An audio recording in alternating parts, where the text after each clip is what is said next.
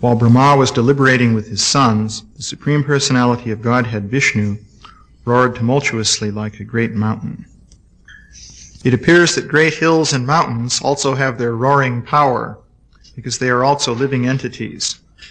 The volume of sound vibrated is in proportion to the size of the material body. While Brahma was guessing about the appearance of the Lord's incarnation as a boar, the Lord confirmed Brahma's contemplation by roaring with his gorgeous voice. This is part of the description of the incarnation of Vishnu as Lord Varaha. Here we have the statement by Srila Prabhupada that hills and mountains can roar because they are living entities, which is an interesting idea. Actually, in you might say world folklore, the idea of mountains that are personalities is definitely there. You find that in different literary works. As I recall, in Tolkien's Lord of the Rings, that also came up. That was a fictional book based on old European folklore. So he also had mountains that were conscious living entities. In fact, if you tried to climb a certain mountain, it would bring down avalanches on you because it didn't like to be climbed and things like that. In any case, here we have a reference to hills and mountains as living entities. In fact, there used to be flying mountains, and it is said that Lord Indra would cut off the wings of certain flying mountains, and they would come crashing down to the earth where they would remain as large dead bodies. That's stated somewhere else here. So this sounds rather remarkable. Of course, this whole story of the appearance of Lord Varaha sounds rather astonishing, because the story is that you have a boar who appears out of the nostril of Lord Brahma. I'm surprised there's no picture in this volume. I thought there was one. Well, in any case, you have this boar that appears from the nostril of Lord Brahma and expands in size and goes flying up into outer space. That's where the roaring is taking place now. This roaring was heard in 3 planetary systems, namely Maharloka, Janaloka, and Satyaloka. So it would seem that the other planetary systems, at least up to Svargaloka, were inundated at that time. So after Lord Varaha flew through outer space, he dove into the ocean, in which the earth was drowned at that time, and then he lifted up the earth. Also, there's an incident there in which he slew a demon named Hiranyaksha. As a matter of fact, the picture must be in the volume that describes in more detail the slaying of Hiranyaksha, come to think of it. So, this seems to be a very remarkable story. You might say, what is this ocean in outer space that the earth fell into? So, a few things can be said to clarify all of this. The basic principle here is that one can appreciate these rather extraordinary accounts in the Bhagavatam by realizing that they're even more extraordinary than you thought, and expanding your framework of reference so as to accommodate what is being said. So I'm going to say a little bit about that. I should mention, by the way, it's pointed out that in one of the purports later on here, that there are 2 stories of the boar incarnation. And Srila Jiva Goswami suggested that in the passages we're reading here, those two stories were amalgamated together into one by Maitreya Muni. Because this particular story of the incarnation of Lord Varaha began with Svayambhuva Manu. So the story there is that Svayambhuva Manu had taken birth from the mind of Brahma in the manner described in the preceding verses. And Brahma had asked him to produce population for the universe. And he pointed out to Brahma that the earth was submerged in the waters of devastation. So this boar had appeared from the nostril of Lord Brahma in order to lift up the earth. So this occurred during the Svayambhuva Manu period. So that, in terms of time, would be about 2 billion years ago, as far as the chronology is concerned. We're in the 7th Manu period right now, called the period of Vaivasvata Manu. And each Manu period lasts about 307 million years. We're about 120 million years into this 7th Manu period. So it was in the first Manu period, Svayambhuva Manu, in fact right in the beginning of it, that this first boar incarnation appeared.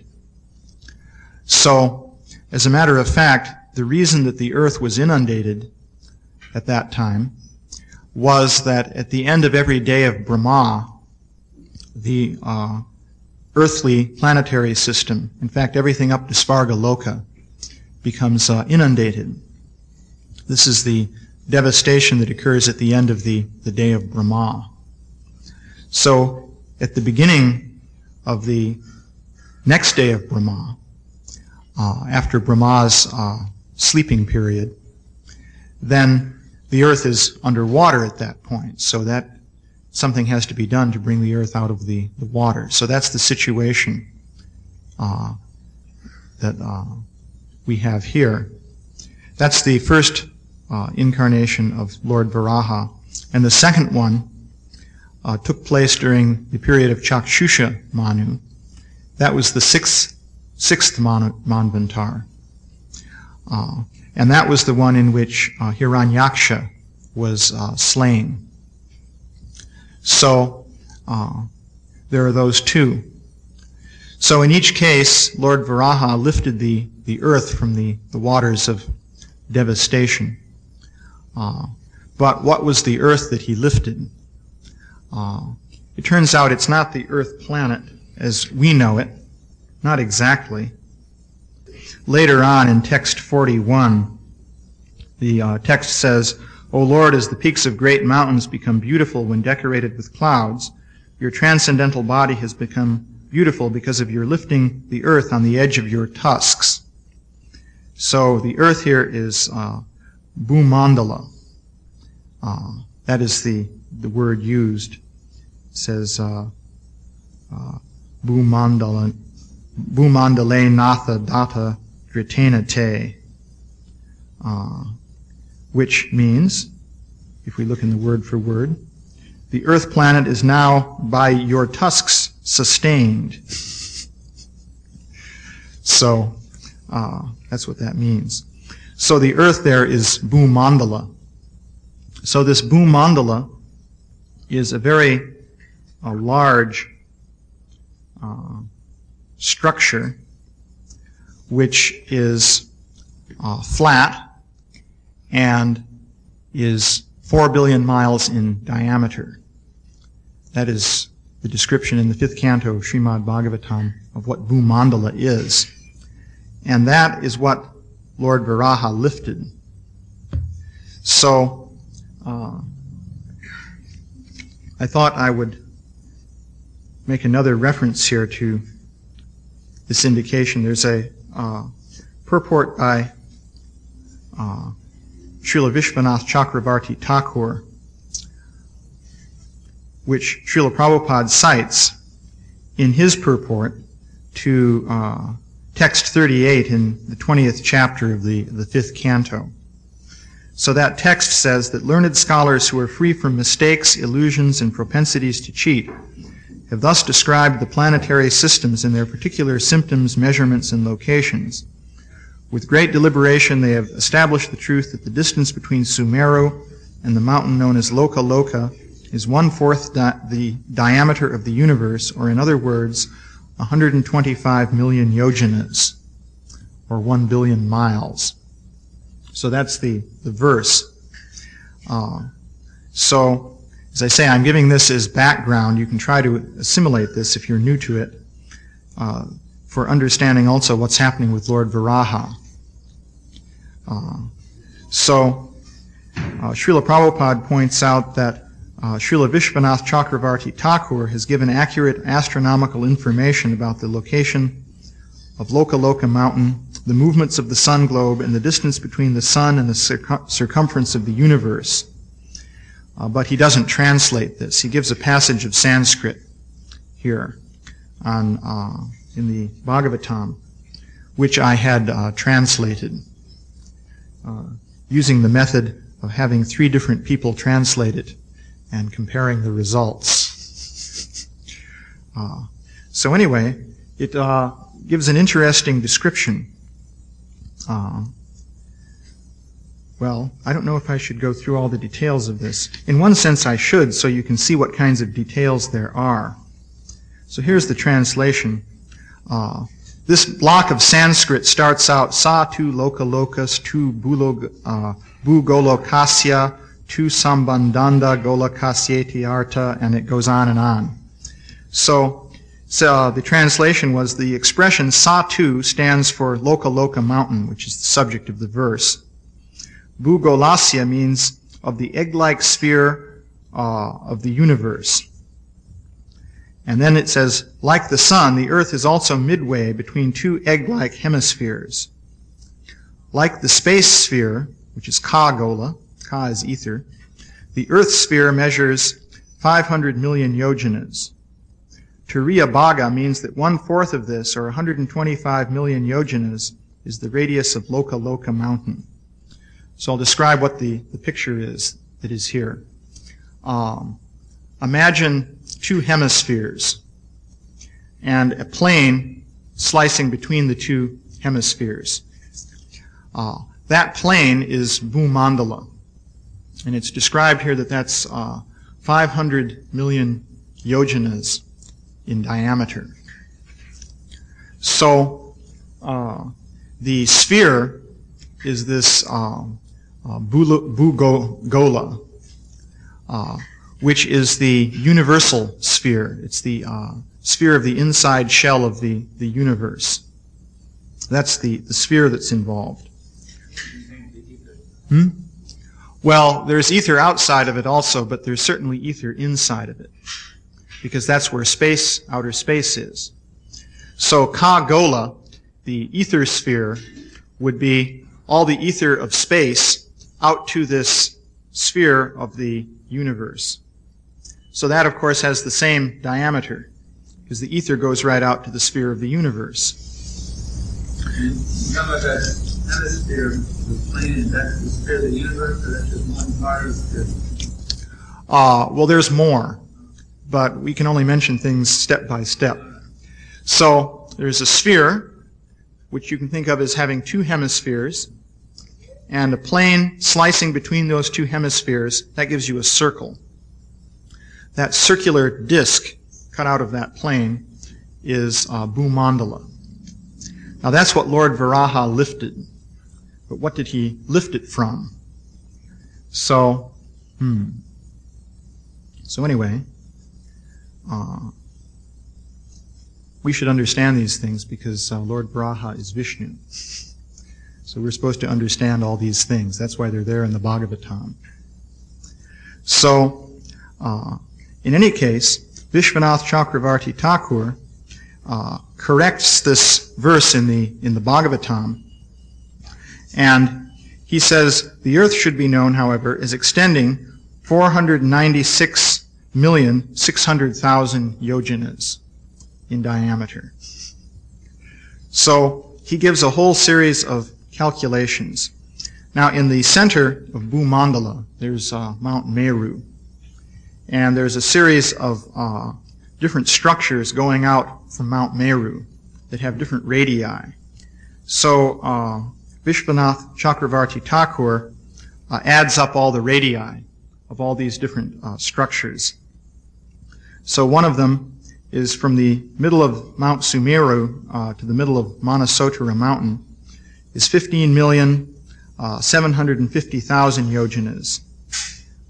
So then there's a whole series of different distances that he gives here. So it comes up to a distance of this 496 million and so forth, which is a little bit less than the radius of the sphere of the earth.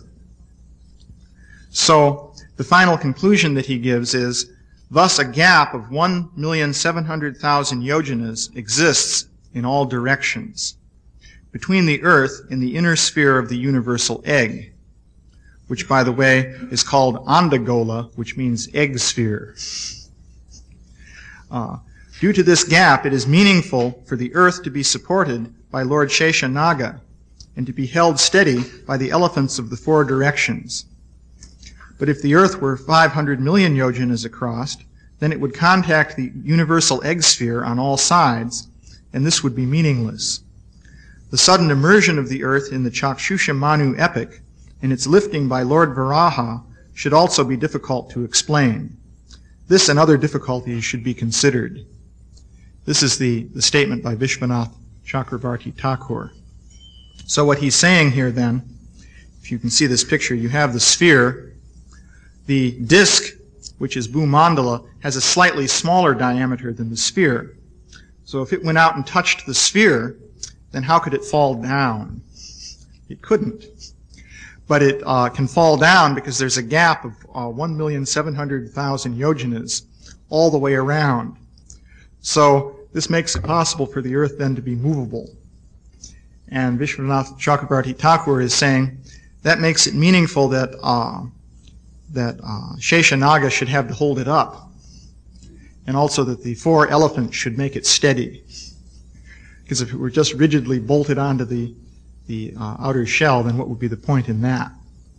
So, in any case, that's the earth that was lifted by Vishwanath, by Lord Varaha.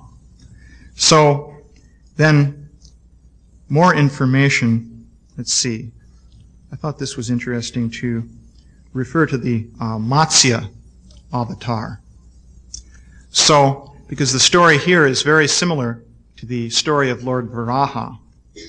So, in the case of the Matsya avatar, there was a king, Satyavrata, and he was, I was just looking for the river Kritamala.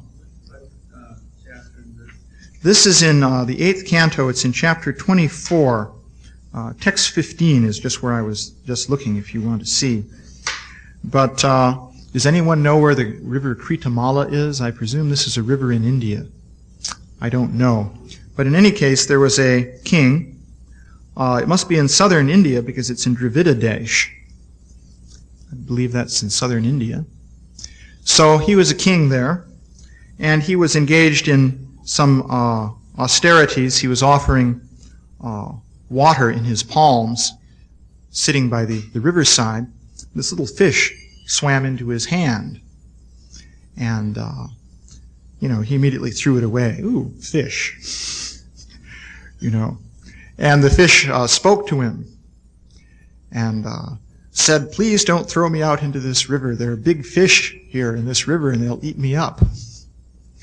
So the king, knowing that he was supposed to be merciful to all the praja, or citizens of the realm, put the fish in a little bowl. So overnight the fish grew until it completely filled the bowl. So it complained to him that I don't have enough room here. So let's see, what came next? A larger container. Let's see. Yeah, well, he was put in what was he put in next? Well, there was a series of reservoirs here, basically. The king kept putting the fish into bigger and bigger reservoirs, and the fish kept growing and complaining that it was too small for him. Then the fish put him into a big lake, and immediately the fish grew so much that he couldn't fit within the lake. And I don't know how the king began to manage this now, but he then put the fish into the ocean. And by the next day, of course, when he did that, the fish complained that there were fierce sharks in this ocean, and they'll eat me. But the next day, the fish had grown to several hundred miles in length. And at this point, the king asked the fish, who he was. And the fish revealed, well, actually the king had figured it out at this point, that this fish was Lord Vishnu. And the fish revealed that yes, in fact, that was the case. And he told him that this was a pastime of his that he enjoyed during the time of the devastation. He would swim around in the waters of devastation. And that the devastation at the end of the Yuga was about to take place. In fact, this was at the end of the Chakshusha Manu period. And that during this time, a boat would appear, and the king and some sages would ride upon that boat on the waters of devastation. And as it turns out, that did happen. There were tremendous rains and so forth. All the continents became covered over with the ocean. And the boat appeared, and the fish was pulling it. It describes here, let's see, then while the king constantly meditated upon the Supreme Personality of Godhead, a large golden fish appeared in the ocean of inundation. The fish had one horn and was 8 million miles long. Following the instructions formerly given by the Supreme Personality of Godhead, the king anchored the boat to the fish's horn, using the serpent Vasuki as a rope. Thus being satisfied, he began offering prayers to the Lord. So, the interesting feature in the story here is that the fish was 8 million miles long. So, well, yes, there are other interesting features. Let's see. Actually, it says Niyuta Yojana, which would mean, I believe, 1 million yojanas. And Srila Prabhupada is using 8 miles per yojana, so he translates that as 8 million miles. So, 8 million miles is a considerable distance. If you consider that the Earth, as we know it today, is 25,000 miles in circumference going around the equator. So, in that case, imagine a fish 8 million miles long. You would have to wrap around the earth like string on a ball of twine, basically. Not very much room for swimming. So, what is the solution there? Well, the earth, once again, is this Bhumandala, and that whole Bhumandala flooded. Matsya Avatar was swimming in the ocean that had flooded all of Bhumandala. And so, since Bhumandala is as big basically as we, in terms of present scientific understanding, Bhumandala really corresponds to the solar system in terms of size. In fact, the distance out to the edge of Bhumandala would correspond to 3 times the radius of Saturn, according to modern measurements. That gives you the idea of the size. So, all of that region basically in a plane, because another interesting feature is the solar system is flat. Right? All the planetary orbits line up basically in a plane. So that's where Bhumandala essentially is. And what is being described here is that is what flooded. So that whole region flooded, and the Matsya Avatar was swimming in that. So that gives some perspective on this pastime of Lord Varaha and also Matsya Avatar. So the basic principle involved in all of this is that there are different mystic potencies. And let's see, where's the right volume? I just noted a little bit later on there's the following verse, which is interesting. The translation of this one, this is 3:13:45, is, O Lord, there's no limit to your wonderful activities. Actually, this is in praise then of Lord Varaha by the sages, I believe, on Tapaloka, or one of those upper planetary systems. O Lord, there's no limit to your wonderful activities. Anyone who desires to know the limit of your activities is certainly nonsensical. Everyone in this world is conditioned by the powerful mystic potencies. Please bestow your causeless mercy upon these conditioned souls. So, mystic potencies, bewildered by mystic potencies, in the Sanskrit here, that's yoga mohitam. Moha means bewilderment. So yoga is the mystic power, bewildered by mystic power. So one thing to realize is that there are tremendous mystic potencies involved in the universe. We tend to see things in a certain familiar way because the world that we have direct experience with works according to certain rules. Those who really get into this subject call those rules the laws of physics. And those who study the laws of physics for a while tend to become filled with the conviction that they understand everything. Of course, this is very natural. What time is it, by the way? 20 after. Okay. So, the people who study these laws tend to naturally feel that they understand everything, but these laws are only, you might say, a subset of the total set of laws governing the universe. So these mystic potencies are involved. There are all kinds of worlds that we don't directly perceive, and there are powers involving them. For example, the Mahima city is one of the mystic potencies that is specifically named, and that is what is involved in this story of both Varaha and Matsya, namely this power to expand in size. So the situation of the earth also is something that we don't fully comprehend in terms of our ordinary experience. So just a few observations to put in perspective this pastime of Lord Varaha. Of course, Lord Varaha is Vishnu, so he's quite incomprehensible in terms of his powers and what he can do.